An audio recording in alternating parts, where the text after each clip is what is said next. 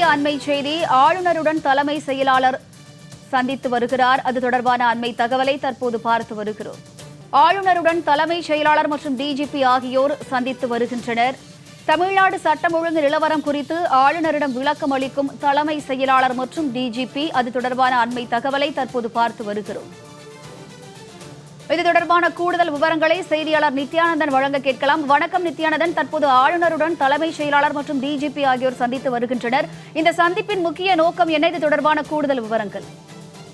தமிழ்நாடு சட்டமன்ற தேர்தல் நடந்து முடிந்திருந்தாலும் பெரும்பான்மையாக எந்த ஒரு கட்சிக்கும் கிடைக்காத ஒரு சூழல் நிலவி வரக்கூடிய நிலையில் 108 இடங்களில் தமிழக வெற்றிக் கழகம் வெற்றி பெற்றிருக்கிறது. இருந்த போதிலும் ஆப்டர் அலைன்ஸ் என்பார்கள். அந்த வகையில் காங்கிரசுடன் இணைந்தாலும் 105 சீட்டுகளை காங்கிரஸ் ஆதரவு கொடுத்தாலும் 113 இடங்கள் மட்டுமே வருகிறது.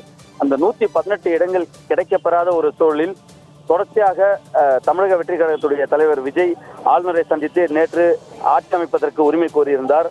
அதன் பிறகாக இன்று காலை தமிழ்நாடு ஆளுநர் அர்லேக்கர் விஜயை அழைத்து பெரும்பான்மையோடு வாருங்கள் என்று அவருக்கு கூறி அனுப்பி வைத்திருக்கிறார்.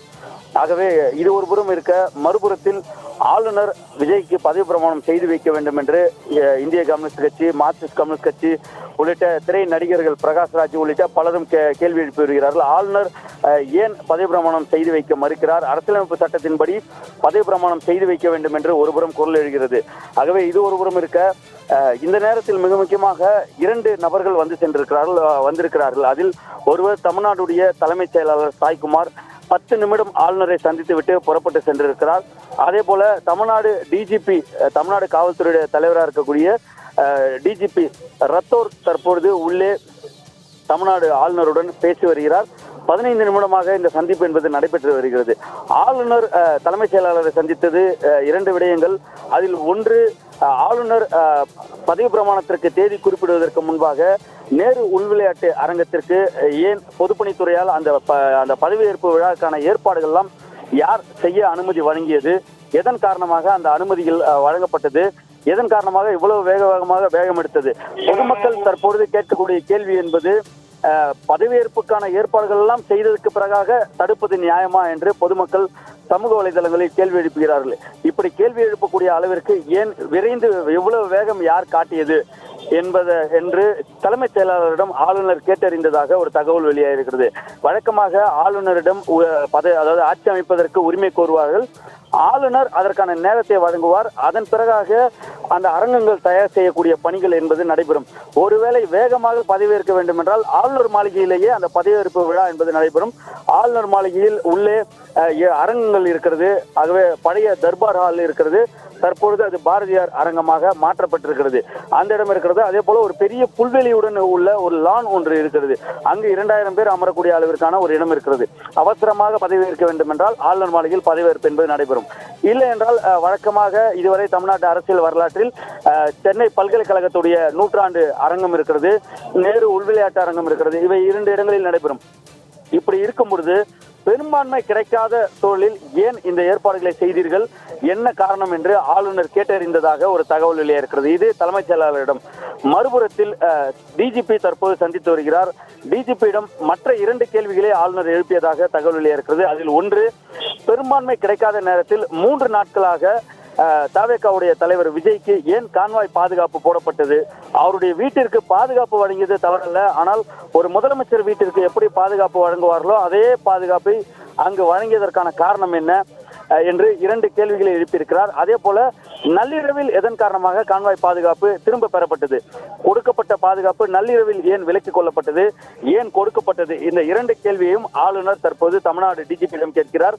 அது மட்டுமல்லாமல் தவேகாவுடைய தலைவர் விஜய் மத்திய அரசுடைய பாதுகாப்பில் ஏற்கனவே இருந்து வருகிறார். அவருக்கு பாதுகாப்பு குறைபாடு என்பது இல்லை. அவர் மத்திய அரசு பாதுகாப்பு வலயத்திற்குள்ளாக மத்திய அரசுடைய பாதுகாப்பில் இருக்கிறார். அங்கு துப்பாக்கி ஏந்திய போலீஸ் பாதுகாப்போடு தான் இருந்து வருகிறார். இப்படி இருக்கக்கூடிய சூழலில் தமிழக காவல்துறையுடைய பாதுகாப்பு என்பது கூடுதல் பாதுகாப்பாக தான் இருக்க வேண்டும். அதே நேரத்தில் அவர் முதலமைச்சராக பதவியேற்பதற்கு ஆளுநர் அழைப்பு விடுத்தார் என்றால் அடுத்த 1 மணி நேரம் அல்ல, அடுத்த 10 நிமிடத்தில் தமிழக காவல்துறையினர் அவருக்கு கான்வாய் பாதுகாப்பு, வாகன அணிவகுப்பு பாதுகாப்பு கொடுப்பது, அவருடைய வீட்டிற்கு பாதுகாப்பு, சிசிடிவி கேமராக்கள் பொருத்துவது, பேரிகார்டுகள் கொண்டு 4 தெருக்களையும் மூடி பாதுகாப்பு வலயத்திற்குள் கொண்டு வருவது என அனைத்து ஏற்பாடுகளையும் செய்யலாம். ஆனால் பெரும்பான்மை கிடைக்காத ஒரு சூழலில் கிட்டத்தட்ட ஒரு 2.5 நாட்களாக ஒரு முதலமைச்சருக்கு எவ்வாறு செய்யப்படுமோ பாதுகாப்பு, சாலைகளில் இருபுறங்களிலும் காவல்துறையுடைய பாதுகாப்பு, கயிறுகள் கட்டி முழுமையாக பொதுமக்களை வாகனங்கள் நிறுத்துவது, கான்வாய் வாகனங்கள் செல்வதற்கு மட்டும் வாகனங்கள் அணிவகுப்பு என முழுமையாக ஒரு முதலமைச்சருக்கு செய்யக்கூடிய அனைத்தையும் ஏன் செய்தீர்கள் என்று தற்போது டிஜிபியிடம் கேட்டதாக ஒரு தகவல் வெளியாக இருக்கிறது. ஆகவே பொறுமை காக்க வேண்டும். அரசாங்க உயர் அதிகாரிகள் இவ்வாறு செய்வது சரியானதாக இருக்காது என்று ஆளுநர் அறிவுரை வழங்கியதாகவும் ஒரு தகவல் இருக்கிறது. ஆகவே ஒருபுறம் சீஃப் செக்ரட்டரி தமிழ்நாடு அவரை அழைத்து அடுத்த 4-5 நாட்களுக்கு இதே நிலை நீடிக்கும் பட்சத்தில் சட்டம் ஒழுங்கு பிரச்சனை தமிழ்நாட்டில் ஏற்படக்கூடாது, அதை பார்த்து கொள்ள வேண்டும் என்று அறிவுரை வழங்கியிருக்கிறார். அது மட்டுமல்லாமல் மத்திய உளவுத்துறையை பொறுத்தவரை தமிழ்நாட்டில் ஒரு நிரந்தரமான ஒரு ஆட்சி அமையாத ஒரு சூழலில் ஒரு அசாதாரண நிலை நிலவக்கூடிய ஒரு இருக்கும். ஆகவே சட்டம் ஒழுங்கு பிரச்சனை ஏற்படுவதற்கான வாய்ப்புகள் இருக்கிறது என்று மத்திய உளவுத்துறை என்பது எச்சரிக்கை விடுத்திருக்கிறார்கள். ஆகவே அந்த அடிப்படையில் பார்க்கும் பொழுது இதை கூடுதல் பாதுகாப்பு வழங்க வேண்டியது தமிழக காவல்துறையுடைய கடமையாக இருக்கிறது. பொதுமக்கள் கூடக்கூடிய இடங்கள், அதே போல பொதுமக்கள் சுற்றுலா தலங்கள், கோவில்கள், அதே போல பேருந்து நிலையங்கள் உள்ளிட்ட முக்கியமான இடங்கள்லாம் கூடுதல் பாதுகாப்பு வழங்கப்படுவது, அரசியல் கட்சி தலைவர்களுடைய சிலைகளுக்கு பாதுகாப்பு கொடுப்பது. நேற்றைய தினத்தில் அண்ணா நகரில் இருக்கக்கூடிய அண்ணா ஆர்ச் பகுதியில் அண்ணா சிலை இருக்கிறது. அண்ணா கையில் தமிழக வெற்றி கழகத்துடைய கொடியை கொடுத்தது பெரும் சர்ச்சையானது.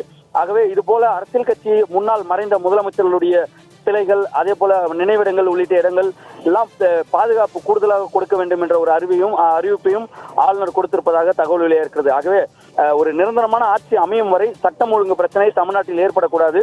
நான் கேரளாவிற்கும் செல்ல வேண்டிய ஒரு நிலை இருக்கிறது. ஆகவே நான் கூடுதலாக தான் தமிழ்நாட்டிற்கு கவர்னராக இருக்கிறேன். ஆகவே தமிழ்நாடு தலைமைச் செயலாளரும் டிஜிபியும் சட்டம் ஒழுங்கு பிரச்சனையை கவனத்துடன் கையாள வேண்டும் என்று அறிவுரை வழங்கியிருக்கிறார். இதே நேரத்தில் நாளை காலை 11 மணிக்கு தமிழக வெற்றி கழகத்திற்கு ஆதரவு கொடுத்திருக்கக்கூடிய காங்கிரஸ் கட்சியினர் போராட்டம் நடத்த இருக்கிறார்கள் சென்னையில். ஆகவே அந்த போராட்டத்துடைய எண்ணிக்கை எப்படி இருக்கும்? 1000 பேர் கூடுவார்களா, 200 பேர் கூடுவார்களா, 2000 பேர் கூடுவார்களா என்ற தகவல் எல்லாம் இதுவரை இல்லாமல் இருக்கிறது. ஆகவே நாளை ஒருவேளை காங்கிரஸ் கட்சியுடைய போராட்டத்தில் தமிழக வெற்றி கழகத்துடைய தொண்டர்கள் கலந்து கொண்டார்கள் என்றால் கூடுதலாக எண்ணிக்கை என்பது 5000 கூட தொடுவதற்கான வாய்ப்புகள் இருக்கிறது. இப்படி இருக்கும் பட்சத்தில் சட்டம் ஒழுங்கு பிரச்சனை ஏற்படாமல் இருப்பதற்கு பாதுகாப்பு அம்சங்கள் நடவடிக்கைகளை கூடுதலாக டிஜிபி பார்க்க வேண்டும். அதே நேரத்தில் இன்று காலை மெரினா கடற்கரையில் கூடி போராட்டம் நடத்துவோம் என்று தவினர் வாட்ஸ்அப்களில் அறிவித்ததும் சமூக வலைதளங்களில் பேசியதும் இன்று மெரினா கடற்கரையுடைய 5 உள்வட்ட சாலைகள் 5 பாதைகளும் மூடப்பட்டு காவல்துறையுடைய பாதுகாப்பில் கொண்டு வரப்பட்டது. பொதுமக்களுடைய வாகனங்களுக்கு உள்ளே அனுமதி கிடையாது என 10 மணிக்கு பிறகாக மெரினா கடற்கரை மூடப்பட்ட நிலையில் இருந்தது. நடந்து மட்டுமே செல்ல முடியும், அதுவும் சுற்றுலா பயணிகளுக்கு மட்டுமே அனுமதி என சோதனை செய்யப்பட்டு தான் உள்ளே அனுப்பப்பட்டது. ஆகவே சட்டம் ஒழுங்கு பிரச்சனையும் இங்கு ஏற்படாமல் இருப்பதற்கு ஆளுநர் நடவடிக்கை எடுக்க வேண்டும் என்று திட்டவட்டமாக டிஜிபிக்கு உத்தரவிட்டதாக தகவல் வெளியே இருக்கிறது. ஆகவே டிஜிபி தலைமைச் செயலாளர் சந்திப்பு, டிஜிபி ஆளுநர் தலைமைச் செயலாளர் சந்திப்பு, அதே போல ஆளுநர் டிஜிபியோட சந்திப்பு என்பது மிக முக்கியத்துவம் வாய்ந்ததாக பார்க்கப்படுகிறது. அடுத்த ஒரு வார காலத்திற்கு ஒரு நிலையான அரசு அமையும் வரை தமிழ்நாடு அரசுடைய தலைமைச் செயலாளர் தான் பொறுப்பேற்க வேண்டும் அனைத்திற்கும். அதே போல சட்டம் ஒழுங்கு காவல்துறையை கட்டுப்பாட்டில் வைப்பதும் சட்டம் ஒழுங்கு பிரச்சனை ஏற்படாமல் தடுப்பதும் டிஜிபி கையில் இருக்கிறது. ஆகவே அதை சமாளிக்க வேண்டும். எதிர்க்கட்சிகள் பிரச்சனை ஏதேனும் ஏற்படுகிறதா என்று உளவுத்துறையோட ரிப்போர்ட் என்பது வழக்கமாக ஒரு முதலமைச்சர் இருந்தால் முதலமைச்சருக்கு காலை 11 மணிக்கும் அதே போல மாலையில் 5 மணிக்கும் என 2 ரிப்போர்ட்டுகள் என்பது தினந்தோறும் செய்தி குறிப்பாக முதலமைச்சருக்கு வழங்குவார்கள் உளவுத்துறை. ஆனால் தற்பொழுது அது தலைமைச் செயலாளருக்கு வழங்கப்படும். தேர்தல் நடைபெறும் பொழுது தேர்தல் நடத்தும் தலைமை அதிகாரியாக இருக்கக்கூடிய அர்ச்சனா பட்நாயக்கு வழங்கப்பட்டது. அதன் பிறகு தலைமைச் செயலாளருக்கு வழங்கப்பட்டது. இப்பொழுது தலைமைச் செயலாளருக்கும் ஆளுநருக்கும் வழங்கப்படும். ஆளுநருக்கு தினந்தோறும் வழங்கப்படும். ஆகவே ஆளுநருக்கு வந்து கொண்டிருக்கக்கூடிய அறிக்கையும் ஆளுநர் பார்த்து வருகிறார். ஆகவே இவை அனைத்தையும் கருத்தில் கொண்டு தமிழ்நாட்டை பாதுகாப்பாக மாநிலமாக வைக்க வேண்டும் என்று ஆளுநர் உத்தரவிட்டிருக்கிறதாக தகவல் வெளியாக இருக்கிறது.